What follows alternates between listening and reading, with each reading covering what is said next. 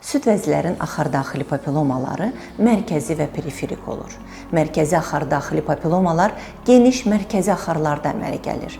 Əksər hallarda solitar, yəni tək olur. Müxtəlif ölçülü, bəzən də əllənən törəməyə qədər böyüyə bilir. Periferik axardaxili papillomalar dar terminal axarlarda əmələ gələ bilir.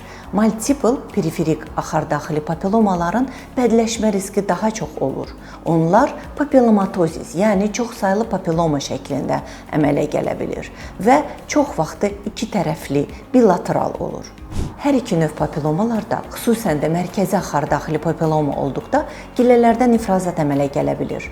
Amma bu əlamət xəstəliyin mütləq əlaməti deyil.